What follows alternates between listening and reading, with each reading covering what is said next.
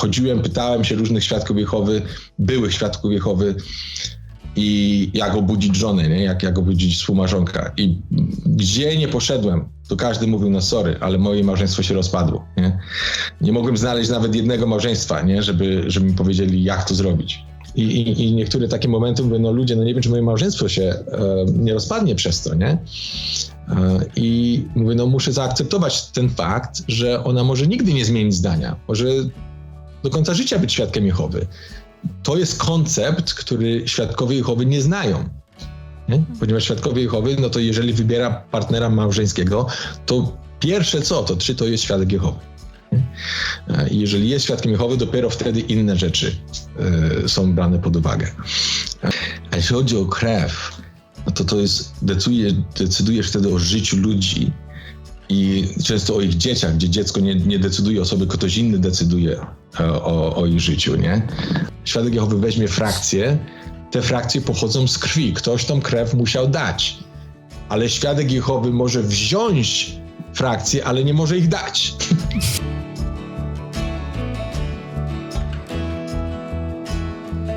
Słuchaj, Jacku, bardzo nam miło, że pomimo tych zawiłości z tą zmianą czasu i z tym wszystkim udało nam się spotkać wirtualnie. Tak jest. Wybaczamy ci to, że nie zdążyłeś się uczesać, jak to na wstępie powiedziałeś. Skarpetą. Porozmawiamy sobie o tym, co ty robisz, ponieważ tak wstępnie zapoznaliśmy się, no tak generalnie twoja działalność no głównie jest w tej anglojęzycznej części, tak? Tak. Uniwersum byłych świadków Jehowy i nie tylko byłych, ale podjąłeś się takiego zadania, które jest bardzo odpowiedzialne, dosyć trudne bym powiedział, bo trochę z doświadczenia tego wiemy. No i twoja działalność polega na tym, że pomagasz byłym świadkom Jehowy albo tym osobom, które decydują się, żeby odejść, są zagubione, odnaleźć się znowu wśród żywych w tym świecie. I o tym sobie porozmawiamy, ale myślę, że dobrym wstępem będzie to, żebyś nam powiedział w ogóle, dlaczego się tym zajmujesz i o tej twojej przeszłości ze świadkami Jehowy i o tym procesie wyjścia, jakbyś trochę nam powiedział, to wszystkim na pewno to pomoże lepiej zrozumieć, dlaczego to robisz. No, witam was. Jestem wdzięczny za to, że jestem na waszym kanale.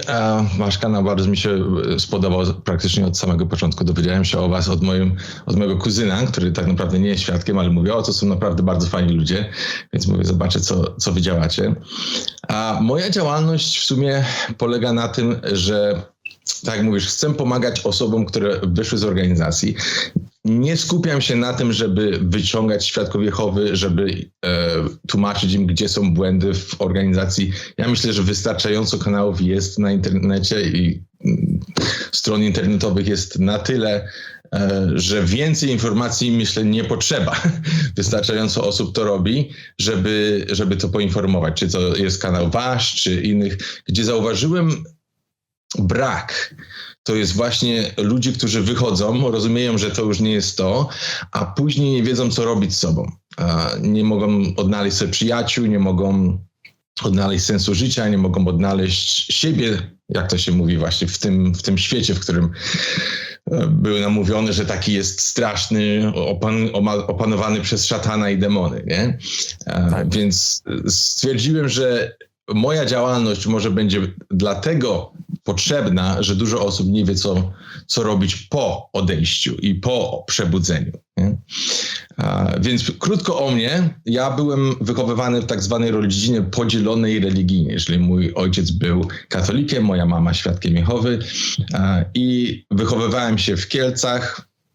Obecnie mieszkam w Kanadzie. Moja mama wyjechała do Kanady, jak miałem jakieś 9 lat i zostałem razem z moimi 3 siostrami i ojcem.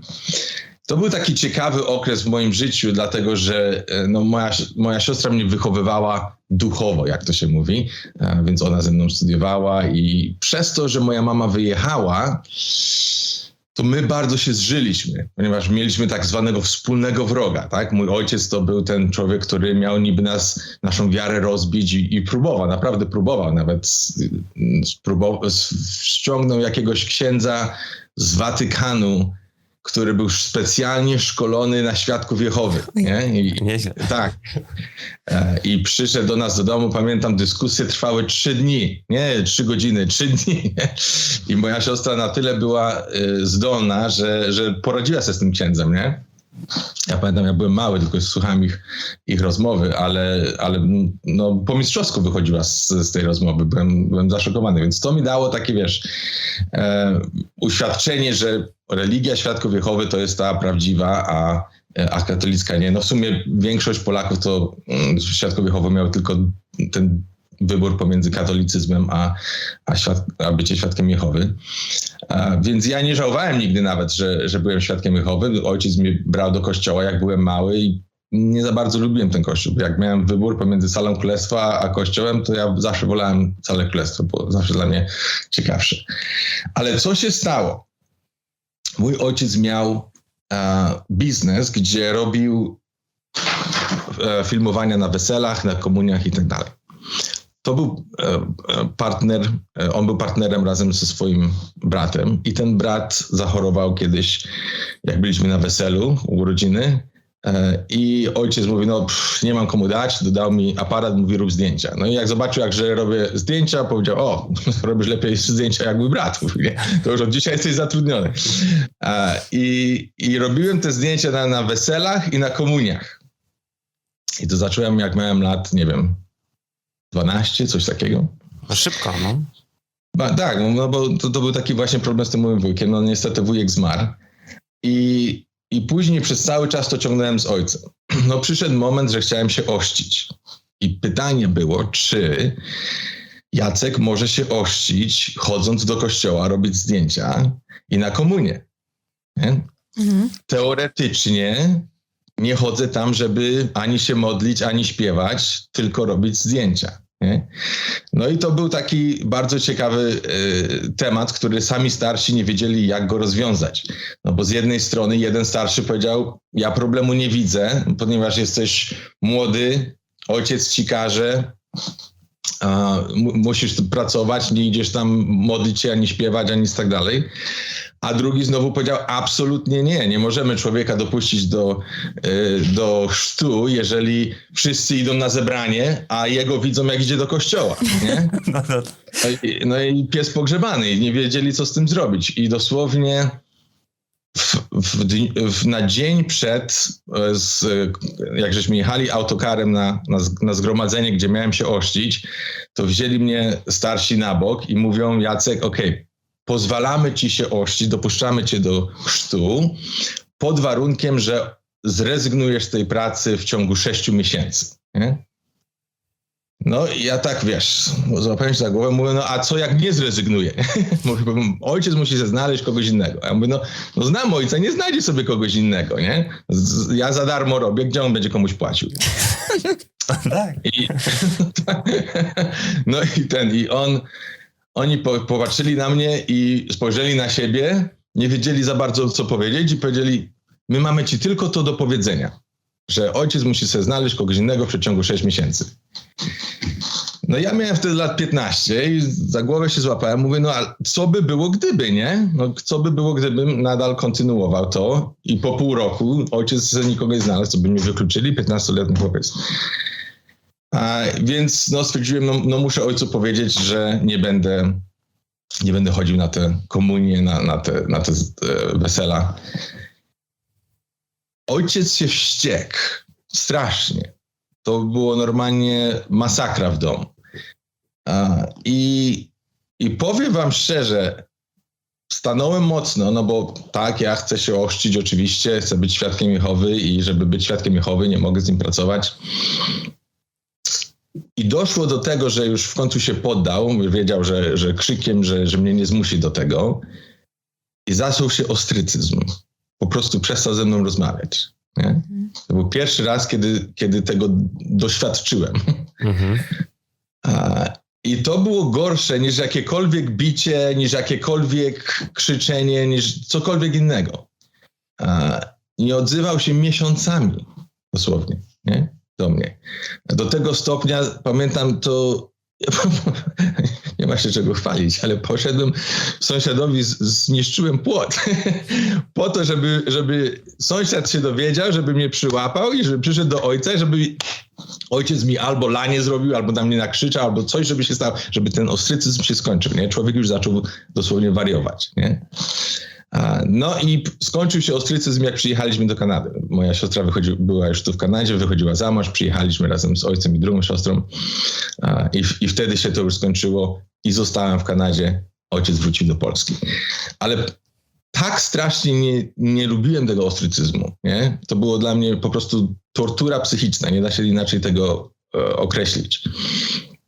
Że nawet później jak chodziłem z dzisiejszą moją żoną, powiedziała mi, że jeżeli kiedykolwiek da mi właśnie takiej, nie po polsku jak się mówi, właśnie, że nie będzie się odzywać do mnie ciche dni, to mówię, to zrywamy, to już może sobie znaleźć innego chłopaka. Nie? Dla mnie to było po prostu najgorsza kara, jaka istnieje. Nie?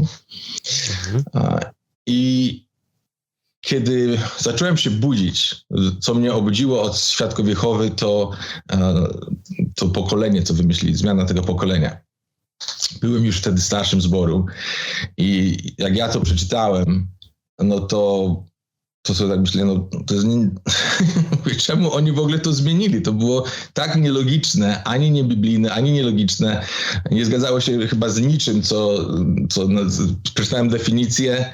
Definicja pokolenia jest taka, że to jest grupa osób, która jest urodzona mniej więcej w tym samym czasie i trwa do okresu, kiedy te osoby mają swoje dzieci. Nie? Ja mówię, przeczytałem wszystkie wersety w Biblii, które używają tego słowa pokolenie i z tą definicją się zgadzają, nie? Tak, tam Job na przykład widział 4 pokolenia, czy w Mateusza 18 pokoleń od Dawida, chyba tam było, nie, od Abrahama do Dawida, od Dawida chyba do zburzenia Jeruzalem, od Jeruzalem do Jezusa, nie? Po 18 pokoleń. Bo więc mówię, to łatwo sobie pobliżyć te lata, kalkulator i mniej więcej tak wychodzi. A to, jak oni to zmienili, ja mówię, nie ma takiej możliwości, jeszcze szczególnie jako starszy wychodzę na mównicę i że będę coś takiego uczył, nie? To jest szok. I to jest taki pierwszy moment, kiedy zaczynasz się zastanawiać, skąd oni to wzięli, nie? No ale co, miałeś takie sytuacje, że wychodziłeś i zacząłeś o tym mówić na zebraniu? No bo jakby pewnie się to pojawiało podczas zebrań. No, na szczęście nie musiałem. Na szczęście kto inny prowadził tą strażnicę. Ja nie prowadziłem strażnic, także byłem szczęśliwy pod tym względem. Ale było to naprawdę dla mnie dużym takim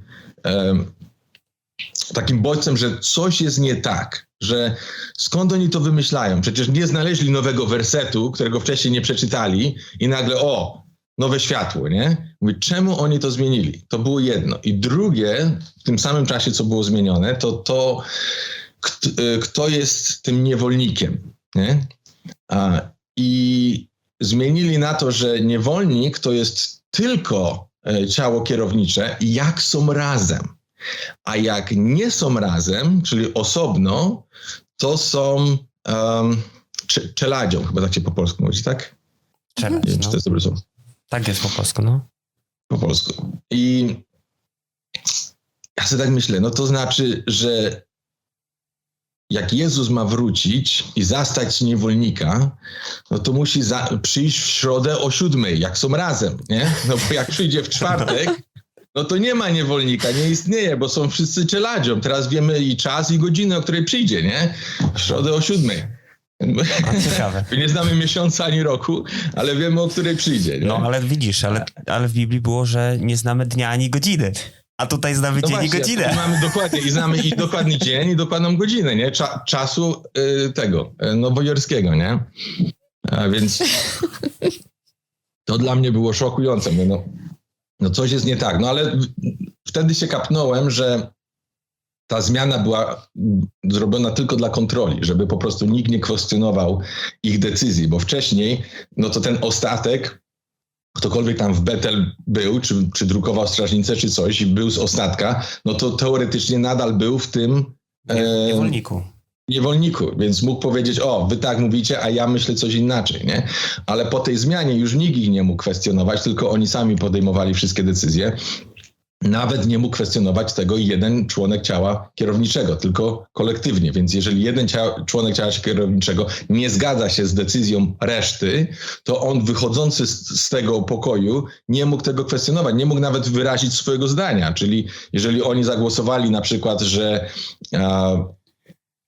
no nie wiem, że coś na przykład, że hemoglobinę wolno brać, a białych ciałek nie wolno brać, coś takiego, nie?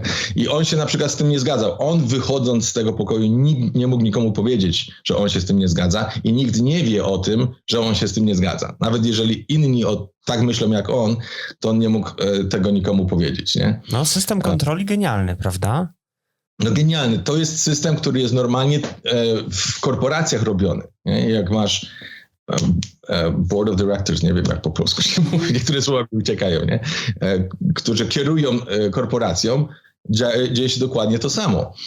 Byłem na takim szkoleniu biznesowym i to właśnie mówca mówił całą strukturę i mnie jeszcze wtedy byłem świadkiem, w środku mnie przekręcało. Mówię, jak ten gościu chce, żebyśmy prowadzili nasz biznes jak religię, nie? I z chwilą jak sobie tak pomyślałem, mówię, ludzie, może religia, w której ja jestem, jest prowadzona jak biznes, nie? No nie? No też takie, zaczęło się wszystko pomału otwierać. I no jak się kapnąłem, że coś tu jest nie tak, więc wszedłem na internet, zacząłem szukać niektórych odpowiedzi. No ale widziałem dużo osób właśnie takich bardzo nieprzyjemnych na YouTubie. Więc mówię, nie, to mnie nie interesuje, to odstępcy źli, tak jak strażnica mówi. Ale co ciekawe, moja siostra mi powiedziała o książce Kryzys sumienia. Nie? Że ktoś tam, jej były chłopak przeczytał Kryzys sumienia i odszedł od prawdy, nie? Że to jest odstępcy, żeby tego nie czytać. No i to czyli mnie ona cię przestrzegła, tak? Przestrzegła mnie, tak. To widzisz, to też krótko, mój przyjaciel, starszy zboru, ja kiedyś mu powiedziałem, kiedyś przeczytałem książkę Kryzys sumienia, on mówi, niemożliwe, jakbyś przeczytał, to byś nie był świadkiem. No a ja tą książkę, mając 18 lat, przeczytałem, ale nie zrozumiałem chyba jeszcze wtedy, za młody byłem. Ale mówię, wróciłem po czasie i zaczęło działać. No. Coś zaczęło działać. No. Ale też mnie przestrzegał, to jak ciebie siostra. Tak, przestrzegła mnie cudownie. No. Więc ja pamiętam, byłem w tym pokoju, zamknąłem drzwi na klucz, zamknąłem przednie drzwi, musiałem się upewnić, że żony nie będzie, że nie wróci szybko, zasłoniłem okna. Taka paranoja, nie? Łapa mi się tak trzęsła, nie? Ja mówię, ludzie kochani, jak ja mam to zrobić, nie? No bo przecież diabeł mi wejdzie do domu. jak ja to przeczytam. I słyszę, radio jest, nie? Radio u góry gra. Więc poleciałem wyłączyć to radio, a w radiu grał R.E.M. Losing My Religion, czyli tracę swoją religię, nie? Tę piosenkę. No to mówię, to już Jehowa mnie tutaj wysyła informację, żebym tego nie dotykał, nie? Ale mówię tak, no jeżeli, szczególnie jako starszy zboru, no to mówię, teraz muszę wiedzieć, jakich pułapek używa szatan, że jeżeli ktoś mi przyjdzie i powie, no przeczytałem tą książkę i tracę wiarę, ja muszę mu po prostu pomóc, nie? Więc muszę wiedzieć, jakich tych pułapek szatan używa. Tym bardziej, że tamten to był mój kolega, nie? Który chodził z moją siostrą, odszedł od zboru, to mówię, no to muszę wiedzieć, dlaczego odszedł. Trzeba takim ludziom pomóc. Nie? No mówię, no to z takim myśleniem mówię, okej, przeczytam. No i jak zacząłem czytać, to nie mogłem tego po prostu przestać. Nie? To już czytałem cały czas. Czytałem pod kołdrą, żeby żona nie widziała. Czytałem podczas zebrań starszych. Czytałem w samochodzie, nawet nie jechałem do pracy, tylko jechałem 2 ulice dalej, siedziałem i czytałem. Po prostu, obsesja, nie? I paradoksalnie, jak czytasz tę książkę, to wydaje ci się, że będzie tam, nie wiem, coś strasznego, a spotykasz się z takim ludzkim, normalnym podejściem, opisaniem spraw, pewnych procedur i oczy się otwierają jak 5-złotówki i o kurczę, no. Dokładnie. No to tak jak mówisz, najpierw to myślałem, no może świadkowie Jehowy mają jakieś 5% nie tak, nie? Czytasz może 10%, może 15%. W połowie książki już jesteś na 50/50. Myślę, no jak będę czytał dalej, to już tylko idzie w jedną stronę, nie? Ale mówię, no nie mogę tego zostawić, więc przeczytałem do końca, przeczytałem później tą jego drugą książkę w poszukiwaniu chrześcijańskiej wolności. Zwaliła mnie na kolana tak samo. No i widziałem, że to już jest nie to. I jak widziałem, że to jest nie to, no mówię teraz, co ja mam z tym zrobić? Żona, świadek Jehowy, mamy 2 małych dzieci, 3 siostry moje bardzo gorliwe, jedna w Betel służyła, wszystkie 3 żonate ze starszymi zboru, ja starszy zboru, on pionierki. No, byliśmy tak zwanymi filarem zboru. Każdy na nas patrzy, to jest ta rodzina przykładna pod każdym względem i no działaliśmy bardzo mocno, nie?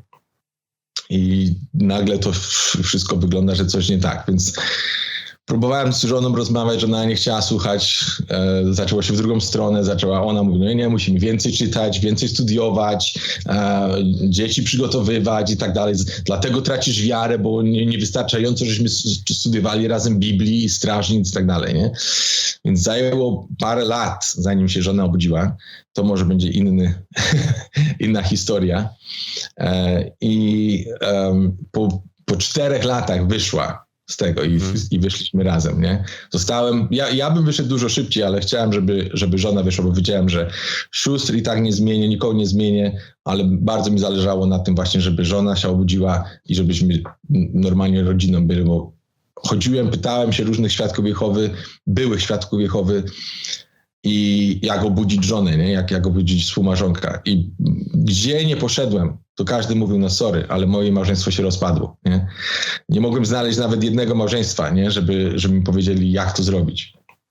Zacząłem zadawać inne pytanie. Pytałem się, gdybyś cofnął się w czasie, to co byś innego zrobił, nie? Żeby nie było takiej konsekwencji. Prawie wszyscy mi mówili to samo. Powiedzieli mi, że nie naciskałbym, i zrobiłbym to nie z gniewem, tylko z miłością i bardzo powoli. Nie? No i to mi dało dużo do myślenia i zobaczyłem, że właśnie, żeby pomóc osobom zrozumieć, o co chodzi, trzeba im pokazać, że zależy im na ich dobru. To jest pierwsza rzecz. Niektórzy świadkowie Jehowy myślą, co ja muszę udowodnić tym świadkom Jehowy, żeby oni zobaczyli, że to jest nieprawda. No jeżeli chcemy udowodnić swoje racje drugiej osoby, no to ta osoba będzie próbowała udowodnić nam swoje racje i to jest taki ping-pong się zacznie i się to dobrze nie skończy. Jedyną rzecz, którą musimy udowodnić tej drugiej osobie, to to, że zależy im na ich dobru i że jeżeli oni zostaną w tej organizacji, to zostaną przez tę organizację skrzywdzeni. Jeżeli to im udowodnimy, że to im pokażemy, ale to im pokażemy nie tak bardzo słowem, jak tym, w jaki sposób o tym mówimy. Nie? I przez to, w jaki sposób mówimy, to ich może trafić do serca, że jednak coś w tym jest.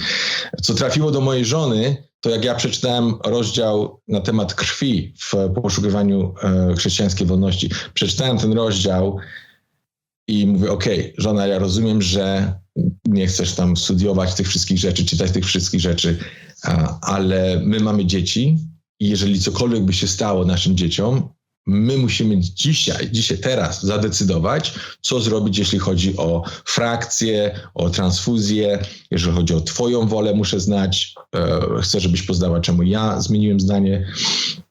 Musimy to omówić teraz. Nie?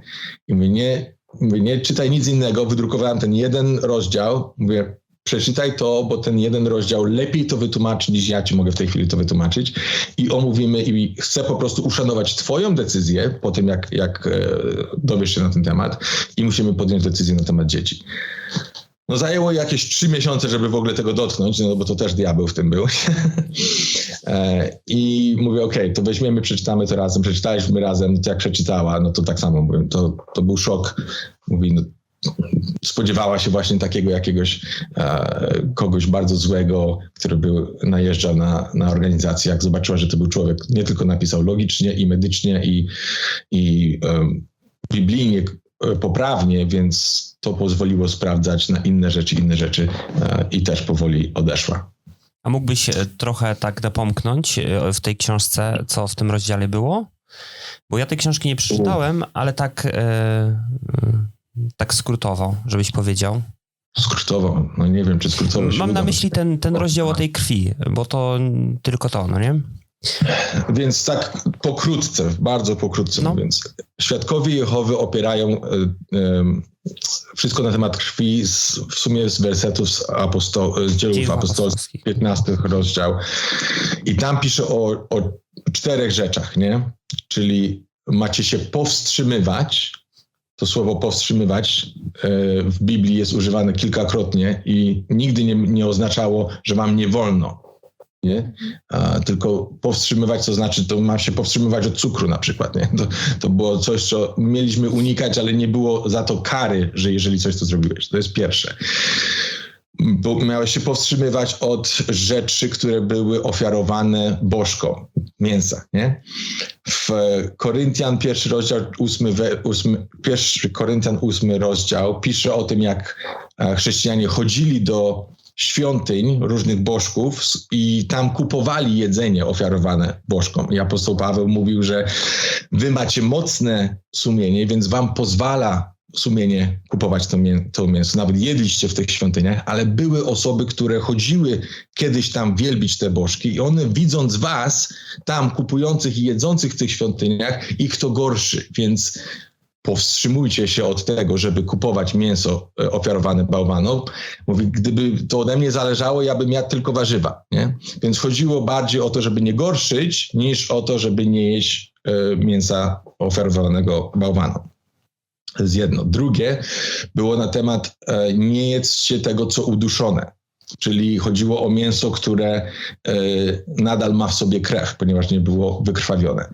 W kapłańskiej 17 rozdziale wersety 16 i 17 tam pisze o tym, jak szedł Izraelita i tam na przykład nic nie upolował, nie? I znalazł jakieś zwierzę, które zdechło albo było rozszarpane przez inne zwierzę i on zjadł to, bo był głodny. I kary za to wcale nie miał wielkiej, musiał tylko uprać swoje ubrania i był nieczysty do zachodu słońca. Nic więcej. Więc nawet sam Bóg mówił, no jak jesteś głodny i masz umrzeć z głodu, a masz zjeść mięso z krwią, to zjedz to mięso z krwią tylko na uchwalenie tego życia, które było stracone w tym wypadku, tego zwierzęcia, wypierz swoje szaty i będziesz nieczysty do końca dnia.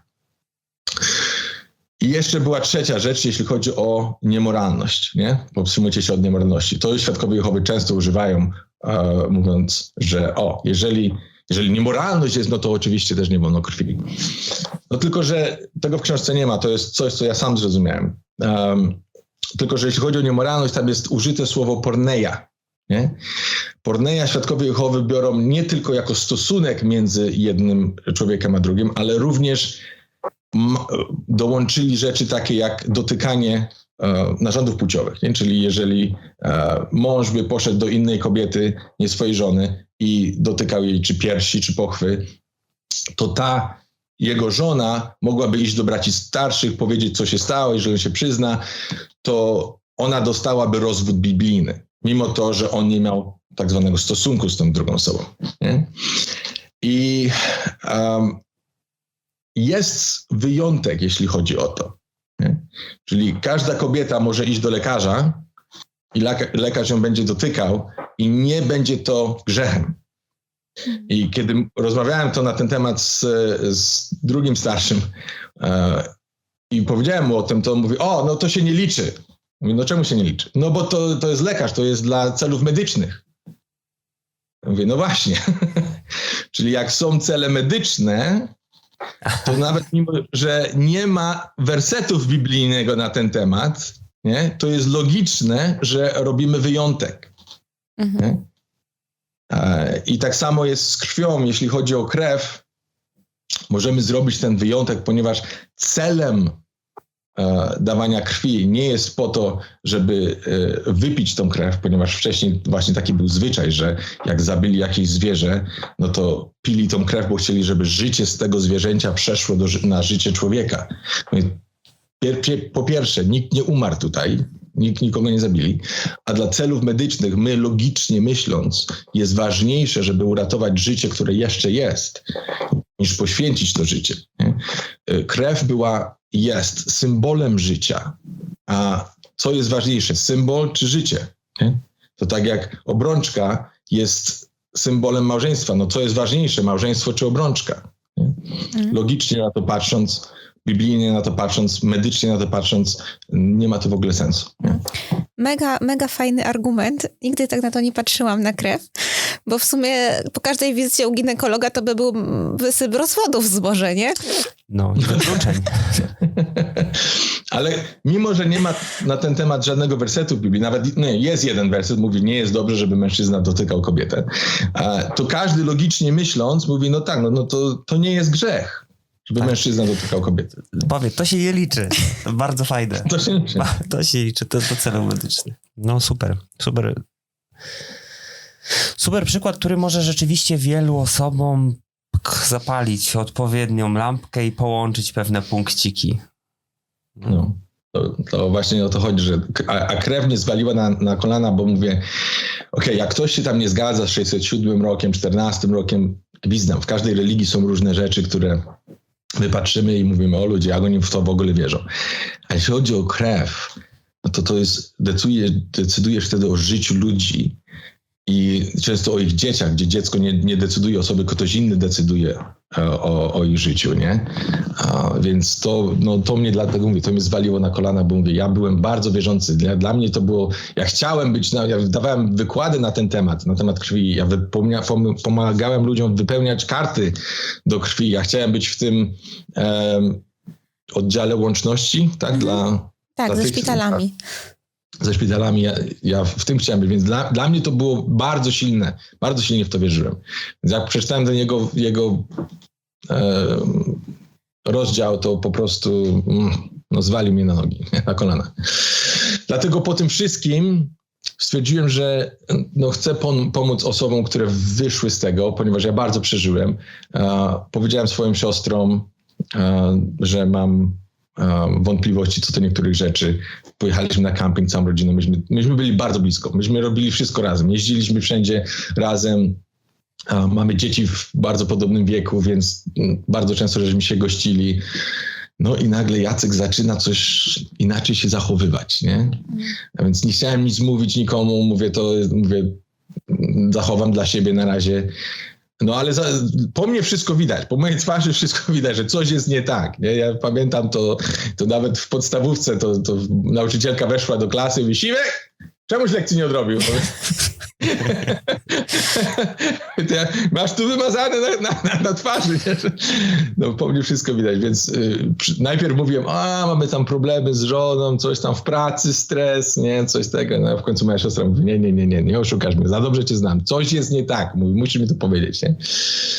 No powiedziałem, że tracę wiarę, że niektóre rzeczy, co przeczytałem w Biblii, nie, widzę, że się nie zgadzają z tym, co my uczymy. No to żeśmy pojechali na ten camping, gadaliśmy prawie całą noc przy ognisku z moimi siostrami i szwagrami. No to tak pod koniec tej rozmowy, no to już wiedziałem, że to będzie bardzo krótka piłka. Zanim dojechaliśmy do domu, to już miałem e-mail od mojego szwagra, że mam się zgłosić do starszych, bo jak nie, to on zgłosi, mam tydzień czasu, nie? I tak powiem wam szczerze, dobrze zrobił, bo mi pomógł, nie? Tak to się mój popchnął mnie, bo ja się męczyłem z tym bardzo, nie? Ale to już był moment, kiedy twoja żona już była wybudzona? Moja żona mentalnie praktycznie była wybudzona. Nie ze wszystkim tam jeszcze robiła te wszystkie, czytała niektóre rzeczy, aczkolwiek bardziej się zgadzała ze mną niż ze świadkami. Z moją żoną był taki bardziej problem, że mimo to, że się dowiedziała o błędach w doktrynach, nadal zdecydowała być świadkiem Jehowy. Nie chciała odejść. Nie? Co mi pomogło zrozumieć następną rzecz, mówię, żeby człowiek odszedł od organizacji, trzeba wpierw się dowiedzieć, dlaczego on tam jest. Dla mnie było najważniejsze to, że doktryny były prawdą. Jak się dowiedziałem, że doktryny nie są prawdą, z jednego dnia na drugi mogę odejść. Nie? Bo ja muszę żyć autentycznie, ja nie mogę udawać, że w coś wierzę. Dla mojej żony najważniejszy była zbór, nie? Te przyjaciele w zborze, rodzina. Ona mówi, no ty przynajmniej masz biznes, wychodzisz z domu, coś robisz, rozmawiasz z ludźmi, a ja siedzę w domu z 2 dzieci i nie mam nikogo, poza tobą i zborem, nie? Jak mi zabierzesz zbór, no to gdzie ja pójdę, nie?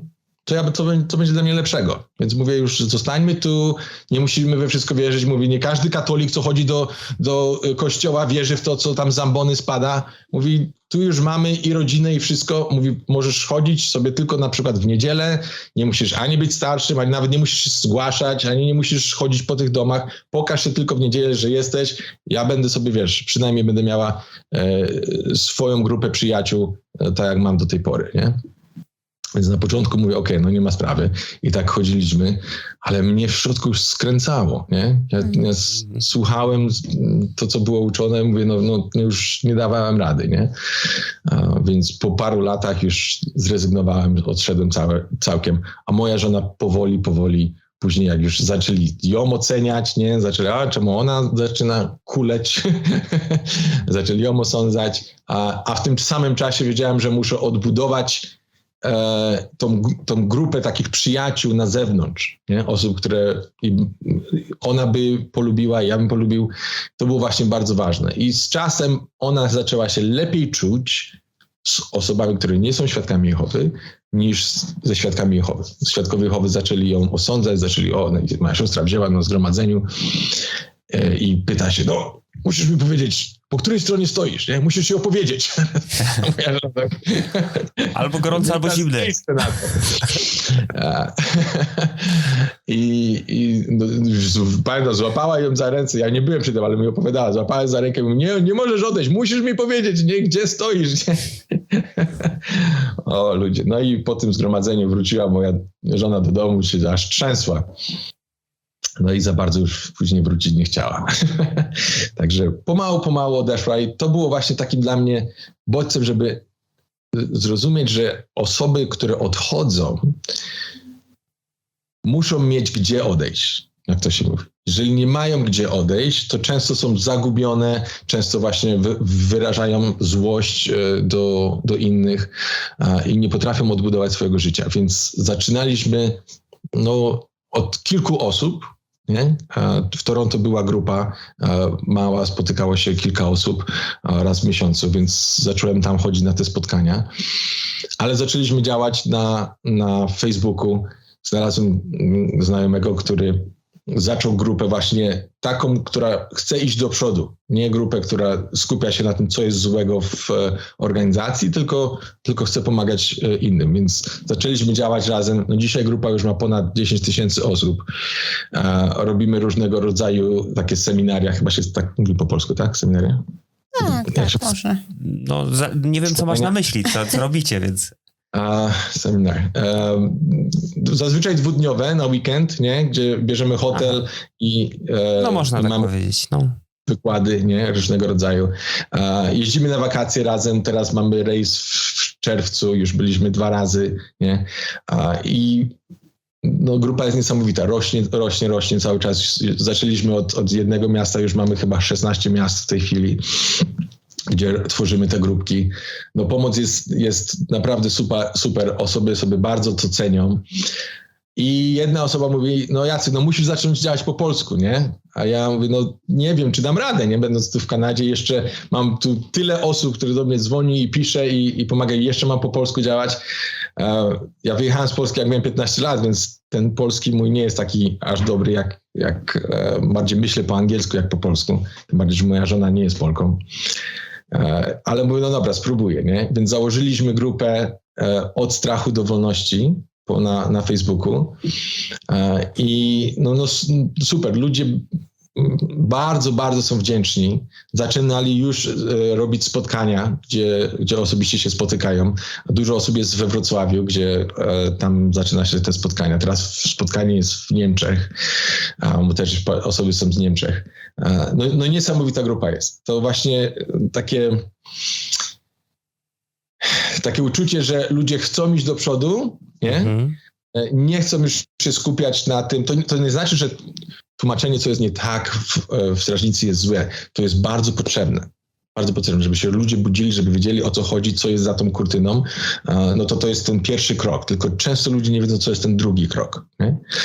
I dlatego, żeśmy zaczęli. Nie? Raz w tygodniu spotykamy się na Zoom.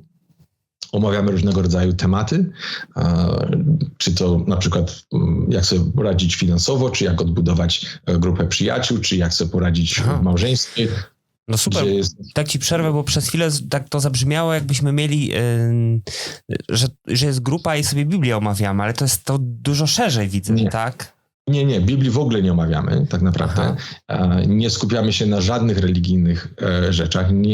To są inne grupy, nie? Więc jeżeli ktoś chce sobie omawiać Biblię i co tam, to nie jest dla niego grupa. Oczywiście nie mówimy, że to jest coś złego, tak? Jeżeli ktoś taką ma potrzebę, to oczywiście, ale tutaj fajnie to zaakcentować, że tu innego rodzaju pomoc ktoś może znaleźć i innego rodzaju towarzystwo, no.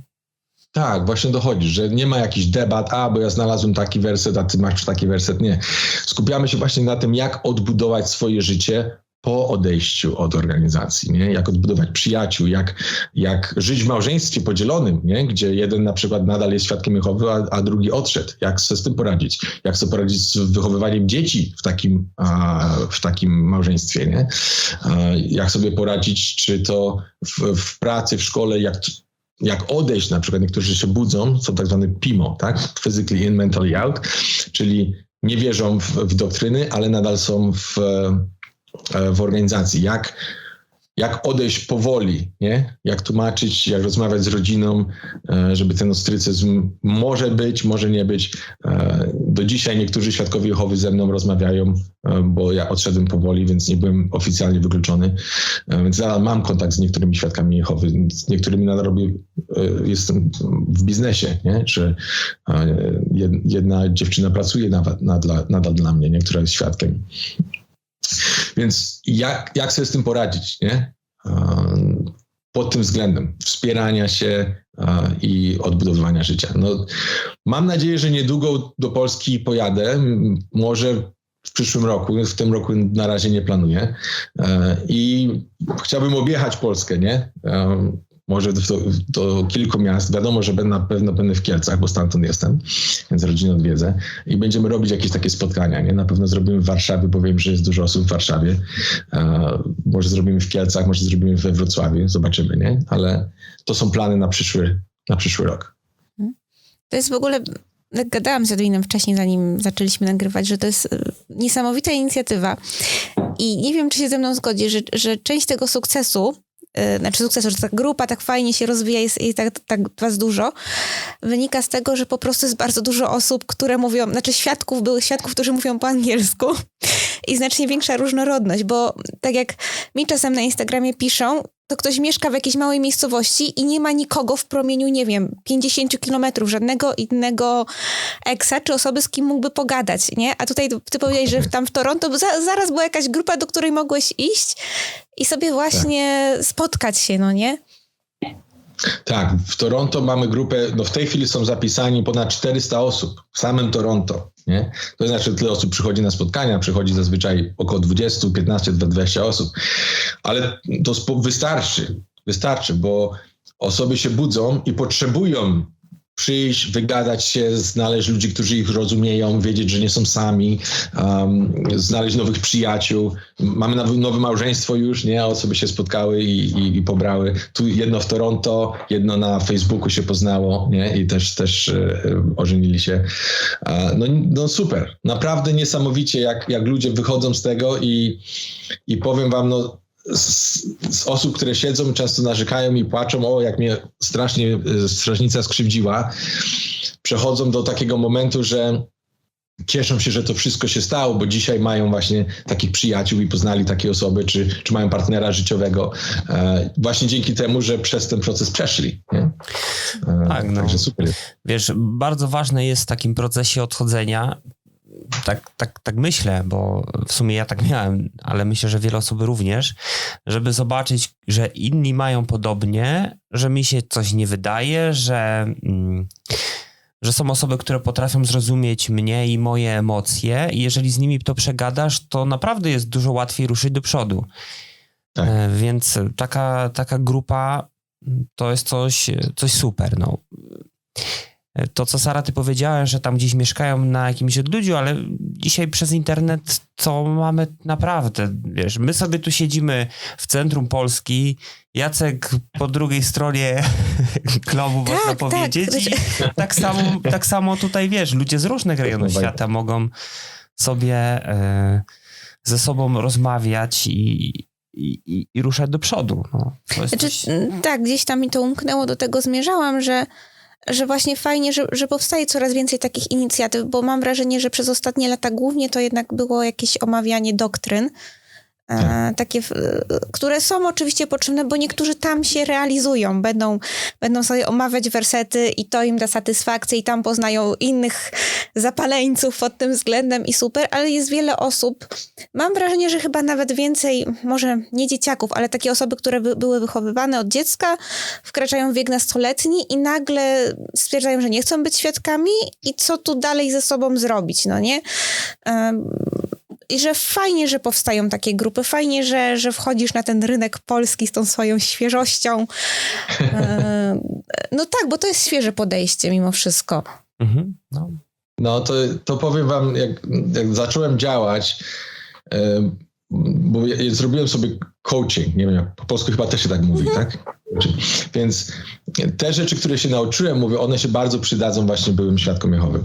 Miałem telefony właśnie, tak jak mówicie, młode osoby dzwoniły do mnie z szafy, nie? I żeby rodzice nie słyszeli, bo oni, wiesz, coś tam przeczytali, gdzieś weszli, się boją i nie wiedzą, co mają zrobić. Mam 16 lat i co oni mają zrobić? Ojciec starszy, matka, wiesz, cały czas tylko pilnuje studiuj, nie? A oni w to nie wierzą, nie wiedzą, co robić, nie? No bardzo ciężko jest właśnie osobom, które mieszkają w takim środowisku i żeby nie mieli nikogo, z kim mogli porozmawiać, nie? A niektóre miałem tragiczne telefony, gdzie kobieta do mnie dzwoni i mówi: Jacek, mam przy ręce. Mówi: 10 lat w terapii, musisz mi coś powiedzieć, bo jak nie, to nie? Ludzie, kochani, jak to źle pójdzie, no to będzie, nie? I mówi: 1 godzina z tobą dała mi więcej niż 10 lat terapii.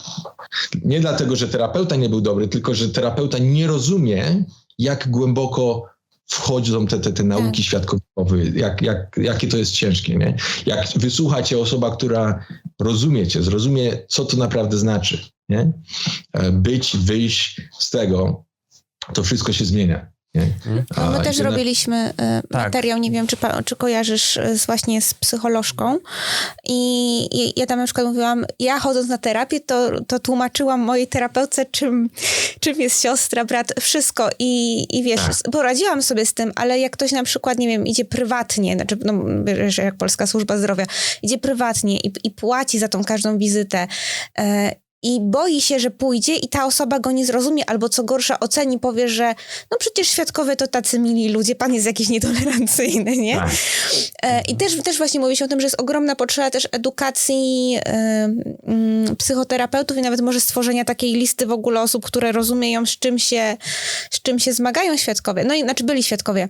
No i fajnie, bo się odezwało kilku studentów właśnie z takich kierunków jak socjologia, psychologia i piszą prace magisterskie i tworzą właśnie różne rzeczy w tej kwestii, więc fajnie. Tak, i ja tutaj przypomnę, bo to wiadomo, pod starym filmem gdzieś umknęło, ale ta lista już powstała i też ją tu wrzucimy w opisie, poza tymi materiałami, linkami, które od ciebie, Jacku, dostaniemy, co byś chciał, żebyśmy tam podlinkowali.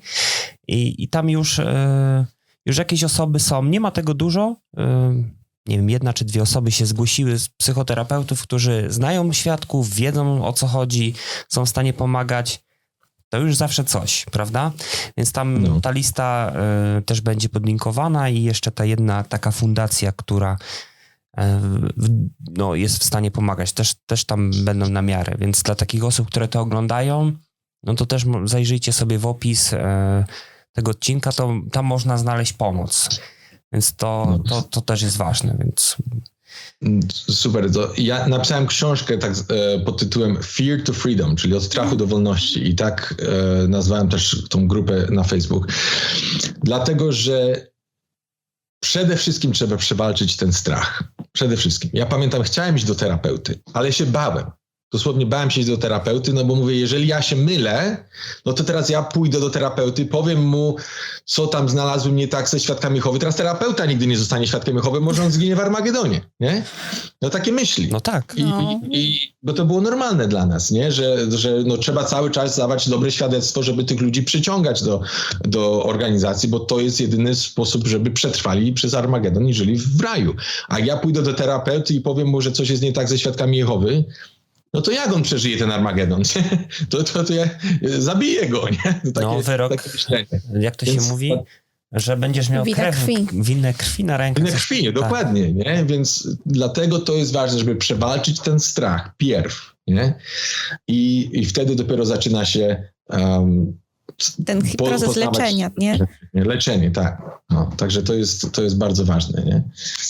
I dużo osób dzwoniło do mnie, wiesz, zmieniają imię. Ja też zmieniłem imię na samym początku. Napisałem sobie nie Jacek Siwy, tylko Jack Gray, nie?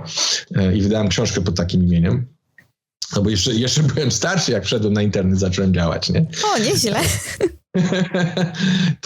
To wiesz, dla nich to było, więc musiałem udać, nie działać, tylko po prostu łączyć się z byłymi świadkami, nie? Działać zacząłem później.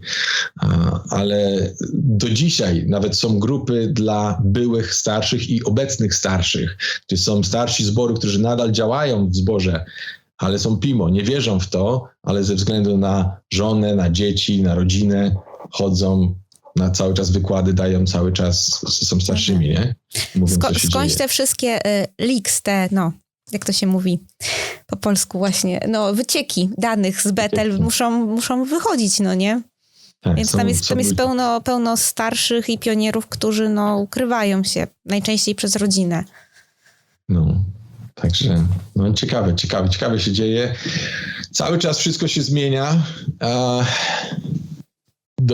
Dokąd dojdziemy, nie wiem, ale tą informację trzeba przekazać wszystkim, że nie jesteśmy sami, że jest nas bardzo dużo, że jest bardzo dużo osób, które są i kochane, i chcą pomóc, i są miłego nastawienia tak zwane. Nie skupiają się na tym, żeby cały czas te brudy ze strażnicy wyciągnąć, tylko chcą iść do przodu, nie? I chcą odbudować swoje życie i pomagać innym w tym samym czasie. Także myślę, że wydam po polsku następną książkę, tą Od strachu do wolności. Taki jest plan. Może w tym roku, może w przyszłym, nie wiem. To jest jeden z moich projektów, nie? Na przyszłość. No super, bo ta książka, ona zawiera wywiady z osobami, historie osób, tak?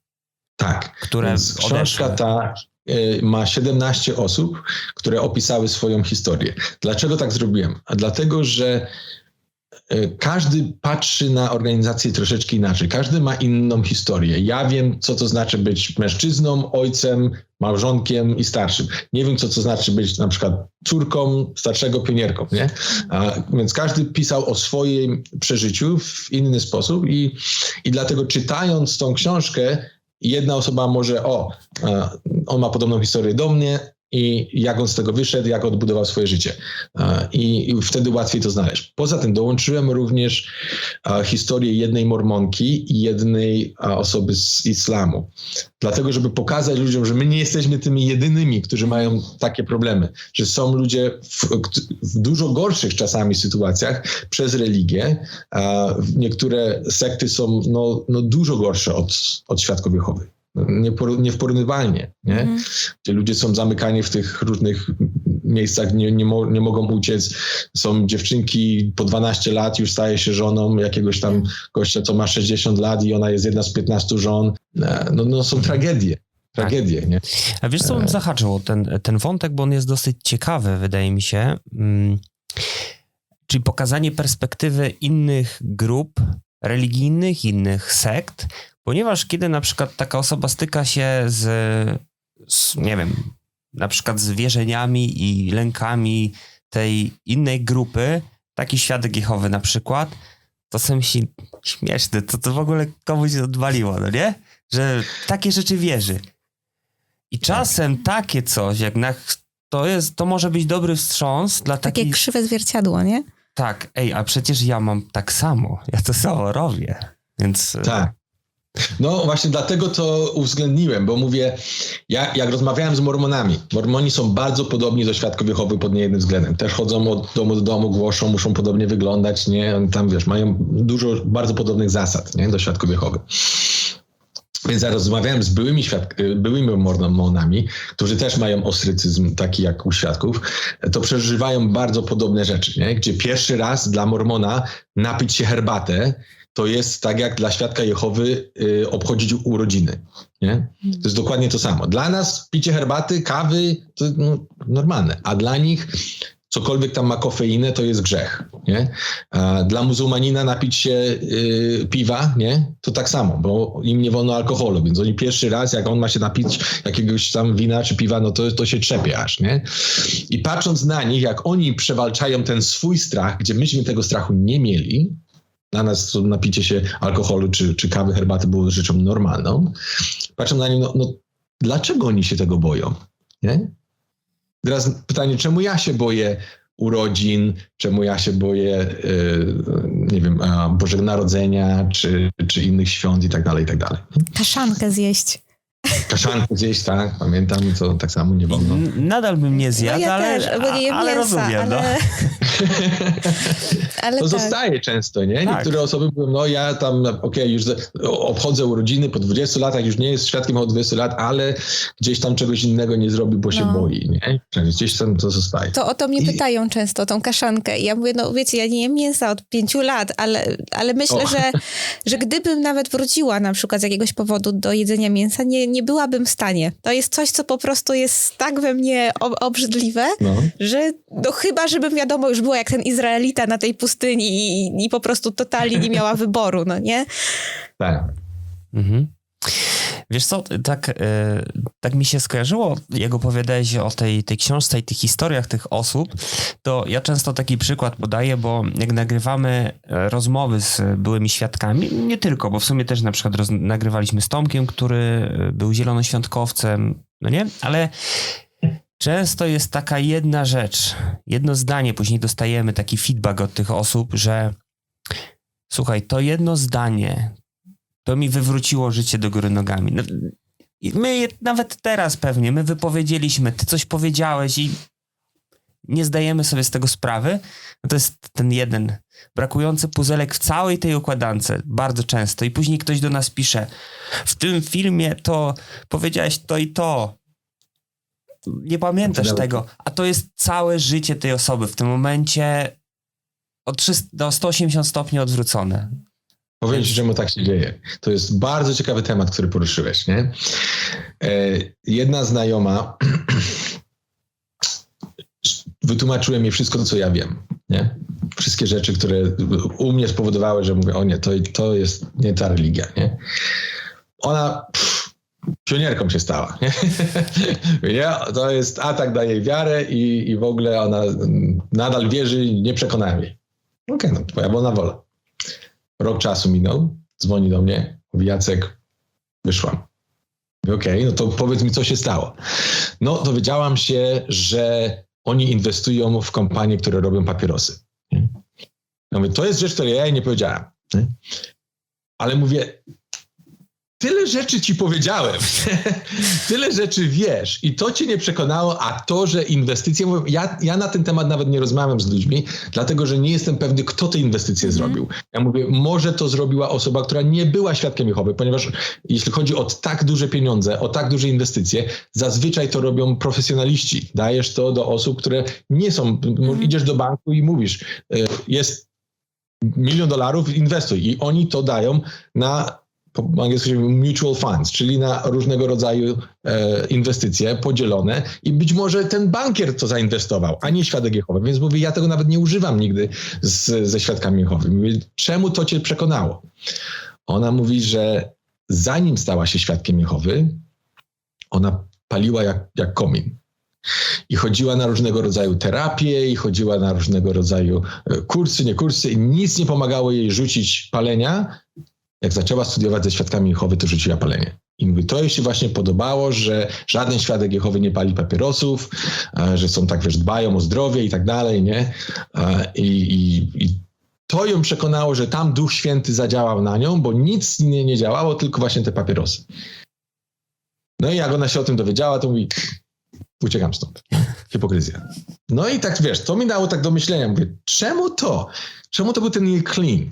I stwierdziłem właśnie, że żeby człowiek wyszedł z tej organizacji, wpierw trzeba się dowiedzieć, dlaczego albo wszedł, albo dlaczego tam jest.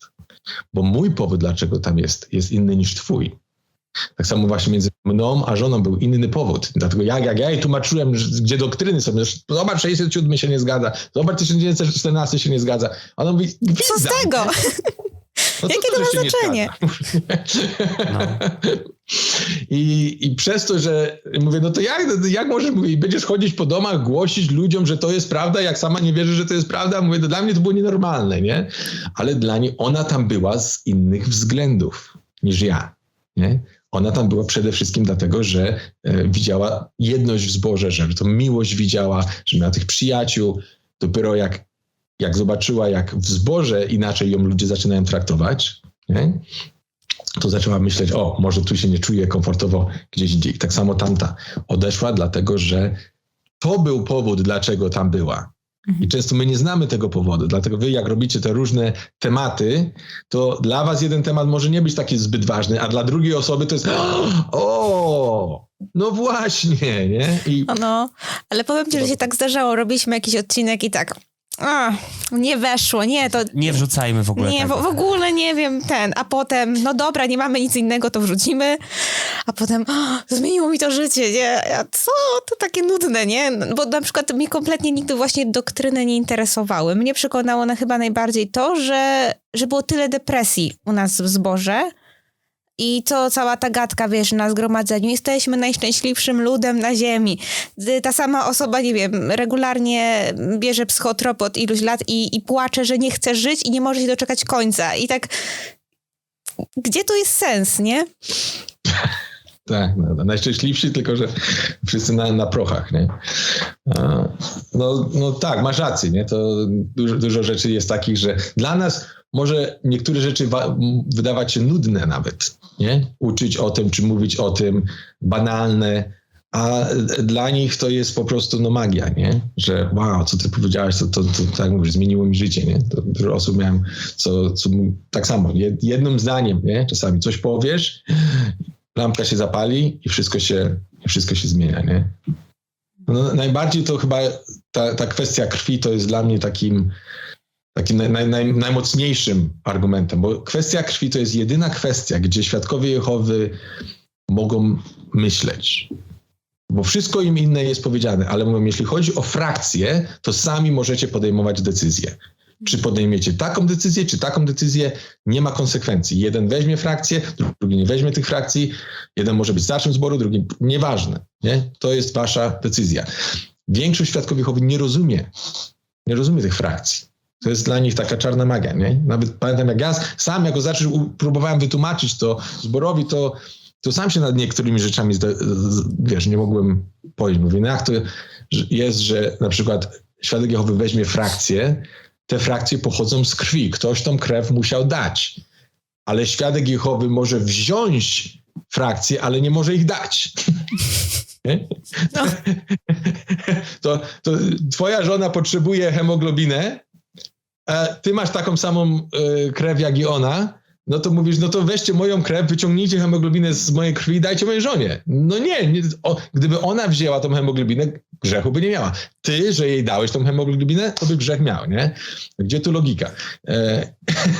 I wiesz, i dlatego to, jak ja patrzę, no nie ma to żadnego sensu. Żadnego sensu. Nie?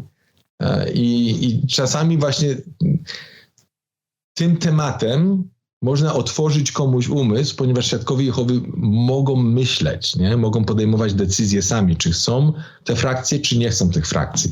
Nie? To jest takie jedyne drzwi lekko otwarte. To też jest takie bardzo emocjonalne jednak też, nie? Bo często wchodzą w grę życie naszych bliskich osób. Tak jak to mnie kiedyś ruszyło, że oglądam teraz maniakalnie chirurgów, nie? Grey's Anatomy, nadrabiam sobie. I tam często wybiera się tę osobę, która ma podjąć decyzję, jak leżysz w szpitalu. I tak sobie myślałam, że my te kartki tu w Polsce, pewnie wy też mieliście, się wypełniało, że nie wiem, że osoba decyzyjna to nie może być z rodziny, tylko najlepiej jakiś starszy zboru, bo rodzina to będzie zbyt emocjonalna. I teraz jak na to patrzę, to sobie myślę, jaka to głupota w sumie, no.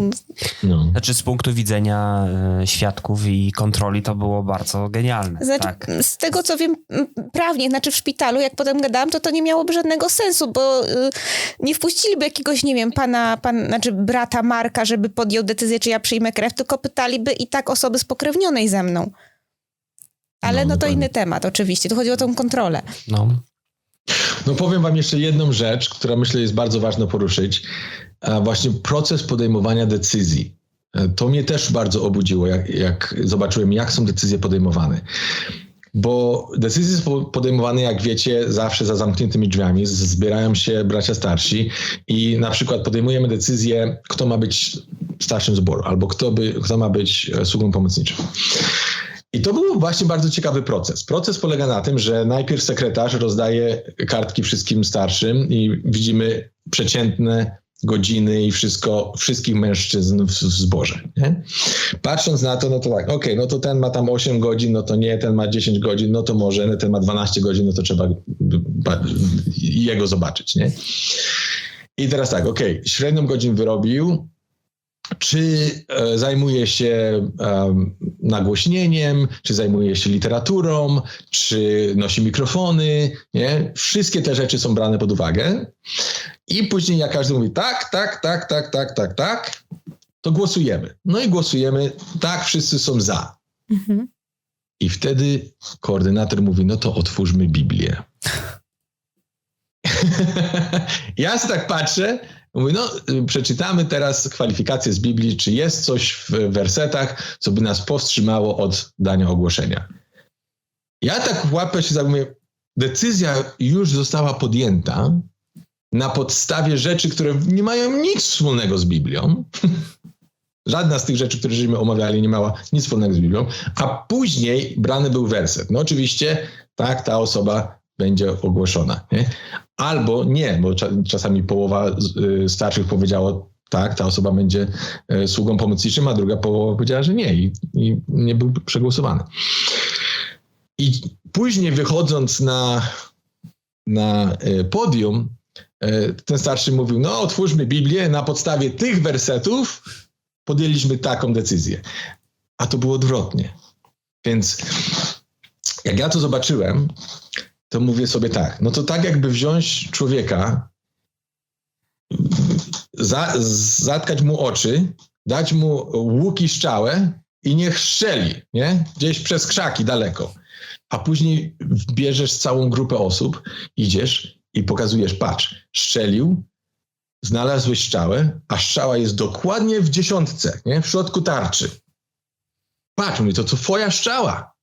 Nikt inny tego nie strzelił. Każdy się patrzy, no to niemożliwe, nie? Jak to się stało? No Duch Święty musiał to zrobić. No Bóg kierował. No najlepsi łucznicy, nawet olimpijczycy by czegoś takiego nie zrobili. A to by się udało. Jak to możliwe? No nie kłamią, tylko o jednej rzeczy nie mówią. Nie powiedzieli tylko o tym, że po wystrzeleniu strzały ktoś narysował tarczę naokoło. Tak. I tu jest ten pies pogrzebany, nie? Jeżeli tarczę rysujesz naokoło po wyszczeleniu, no to wszystko jest doskonałe. Mhm. I właśnie podejmowali decyzję wpierw, a później szukali wersetów, żeby poprzeć tą decyzję, a nie odwrotnie.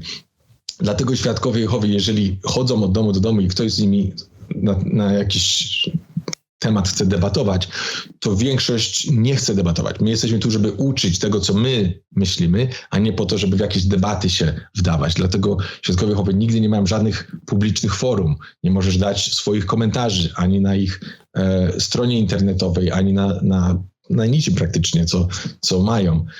Nie chcą się wdawać w jakiekolwiek publiczne rozmowy.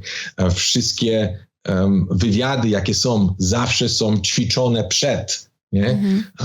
To nie ma tak, że tak jak wy ze mną teraz, myśmy nie mieli żadnej rozmowy przed tym wywiadem. Żadnej. Nie powiedzieliście mi ani jakie pytania będą, ani co mam się przygotować, nic. Nie? Powiedzieliście mi, jak mam przygotować sprzęt, a nie to, co mam mówić. A u Świadków Jehowy wszystko jest ćwiczone. Zanim wyjdziesz i powiesz swój przykład, czy cokolwiek opowiesz, to dokładnie masz pytania, mówca musi usłyszeć twoje odpowiedzi, jeszcze ci powie, to mów, tego nie mów, to pomiń, tamtego może nie mów. Nie? No, a najpierw szukajmy takiej osoby, która to i to, która, właśnie o to chodzi. Która nie? takie ma przeżycie. No, to wybieranie tych informacji. Dlatego osobie, która jest Świadkiem Jehowy, jest bardzo ciężko rozpoznać, o co tu naprawdę chodzi. Ponieważ oni sobie nie zdają sprawy, ani jak są podejmowane decyzje, nie?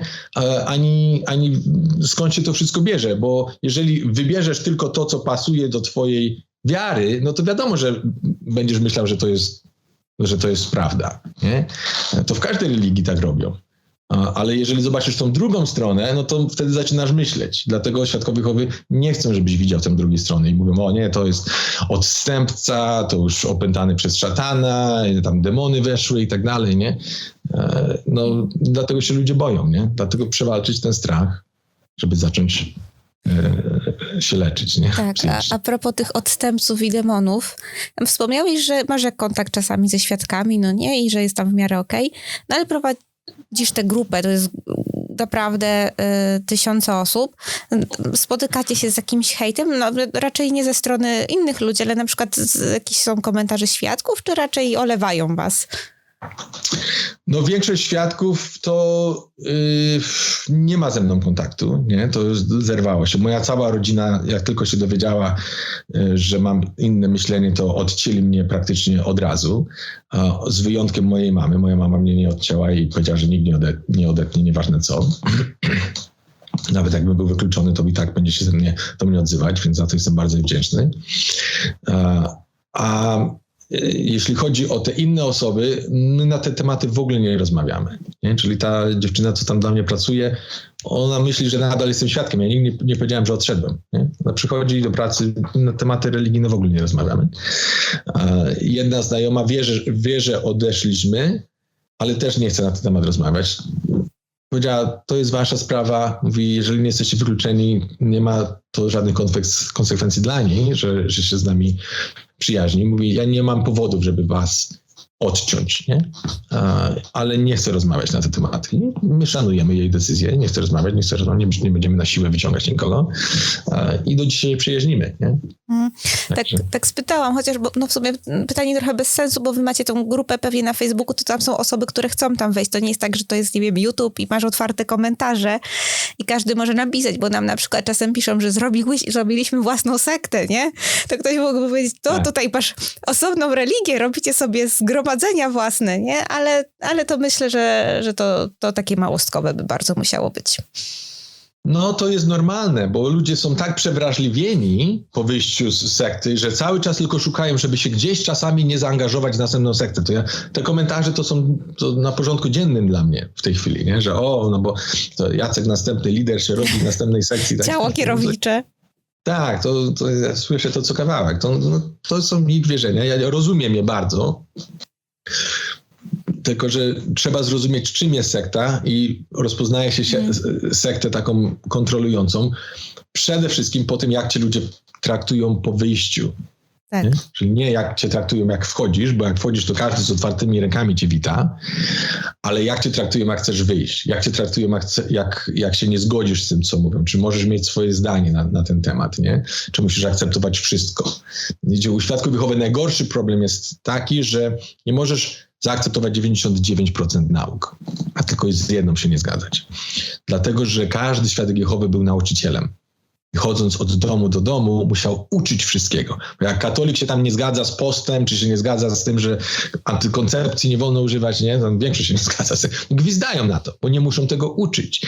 A Świadek Jehowy musi tego uczyć, więc jak chodzi od domu do domu, ktoś się go zapyta, co pan myśli na temat tego, nie wiem, no pokolenia czy coś, no to on musi wytłumaczyć tak, jak jest napisane w tych książkach. Nie może powiedzieć, że ja się z tym nie zgadzam. No. To jest po prostu nie jest możliwe, nie? Mhm.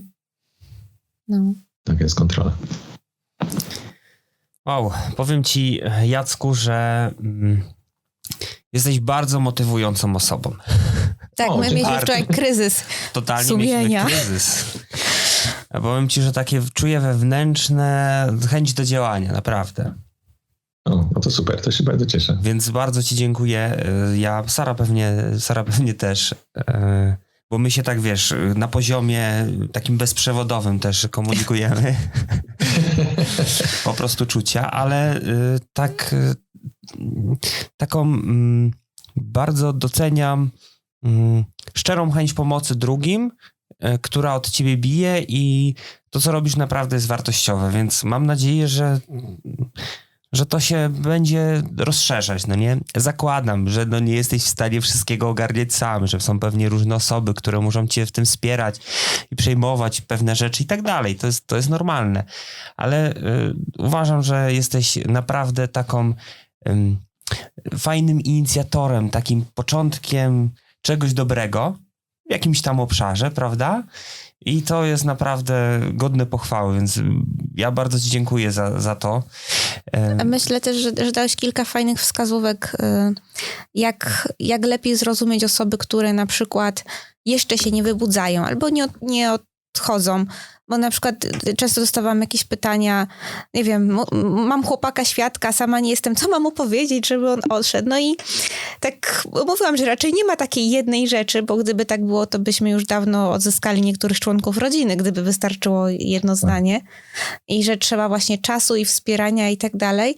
Ale ty tu pokazujesz, no masz znacznie szerszą skalę doświadczenia, że no niestety trzeba ten swój gniew samemu trochę przerobić i zaakceptować to, że komuś czasem jest tam dobrze i to chyba jest najtrudniejsze, tak mi się wydaje. Tak, to jest pierwsze pytanie, co ja się zawsze ludzie pytam, to dzwonią do mnie, jak ja mam obudzić? Ja mówię, no przede wszystkim, jeżeli nie akceptujesz, czyli ty ich akceptujesz jako świadka Jehowy, jeżeli nie akceptujesz jako świadka Jehowy, no to czemu oni mieliby ciebie akceptować jako nieświadka? Nie? Pierwsze co, to musisz ty ich zaakceptować ten fakt, że oni mają prawo wierzyć w to, w co wierzą. I nie da się zmienić drugiej osoby. Możesz im tylko pokazać niektóre rzeczy, oni sami muszą zmienić się. Dużo osób nie rozumie tego, że zmiana naszych myśli i wierzeń najczęściej powstaje, kiedy jesteśmy sami. Nie kiedy rozmawiamy z drugą osobą. Ta druga osoba nam może da coś do myślenia, zada jakieś pytania, ale zmieniamy nasz punkt widzenia i myślenie, jak siedzimy sami i myślimy nad tym, co z tym, co z tamtym, nie?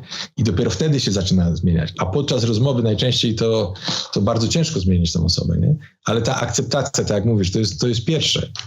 Ja to jak zrozumiałem, to się zmieniło między mną a żoną. Między mną a żoną tak samo były dyskusje i niektóre takie momenty mówię, no ludzie, no nie wiem, czy moje małżeństwo się nie rozpadnie przez to, nie? I mówię, no muszę zaakceptować ten fakt, że ona może nigdy nie zmienić zdania. Może do końca życia być świadkiem Jehowy. I czy ja sobie z tym poradzę, nie? Czy ja będę nadal ją kochał? Czy ona będzie mnie kochała? I dosłownie zapytałem ją, nie? Wprost, czy ona nadal będzie moją żoną, jeżeli ja nie będę świadkiem Jehowy, nie? Mówi, ja cię kocham taką, jaką jesteś, jeżeli jutro zmienisz zdanie i powiesz mi, że nie wiem, chcesz należeć do innej religii i tak dalej, ja cię kocham za to, kim jesteś, a nie za to, w co wierzysz. Nie? Więc to jest koncept, który świadkowie Jehowy nie znają. Nie? Ponieważ świadkowie Jehowy, no to jeżeli wybiera partnera małżeńskiego, to pierwsze czy to jest świadek Jehowy. I jeżeli jest świadkiem Jehowy, dopiero wtedy inne rzeczy są brane pod uwagę. Więc jeżeli ktoś nie jest świadkiem Jehowy, nie jest nawet brany pod uwagę jako partner. Teraz jeżeli ktoś odchodzi, no to jest ta konsternacja, czy ja nadal mogę być z tobą w związku małżeńskim, a już szczególnie jeżeli ktoś wchodzi na internet i zaczyna mówić coś przeciwko świadkom, nie? Czy takie małżeństwo może się ostać. No to są bardzo ciężkie przypadki i pokazując świadkom Jehowy, że istnieje coś takiego jak miłość bezwarunkowa, nie? Że nie musisz być taki, żebym cię kochał. Nie. Nasza miłość zależy od tego, jak my traktujemy jeden drugiego, a nie w to, co wierzymy. Nie? To jest ta różnica. Super. Myślę, że to zdanie chyba może taką klamrą spiąć całą naszą rozmowę. Jestem naprawdę pod wielkim wrażeniem i pod takim No czuję chęć do działania, Jacku, naprawdę. Super, cieszę się. No, więc bardzo ci dziękujemy. Proszę, żebyś tam nam podesłał linki, które byś chciał, żebyśmy zamieścili pod filmem i zamieścimy, to jeszcze sobie ze sobą ustalimy. Zapraszamy oczywiście na grupę jak po polsku to brzmi? Od strachu do wolności. Od strachu do wolności. Od Tak. strachu Też do wolności. damy linka, nie? Link oczywiście będzie, ale jak to wybrzmi, bo niektórzy będą po prostu słuchać, to sobie później też tam będą mogli zajrzeć. I mam nadzieję, że przynajmniej, nie wiem, myślę, że więcej osób, ale choćby jednej osobie to pomogło swoje życie ułożyć, to już będzie duży sukces. Jak byłem świadkiem, to tak mówiłem, że choćby, nie wiem, cały zbór chodził, ale choćby jedną osobę się pozyskało, to już jest, prawda, dużo. A teraz jakby cel jest zupełnie inny.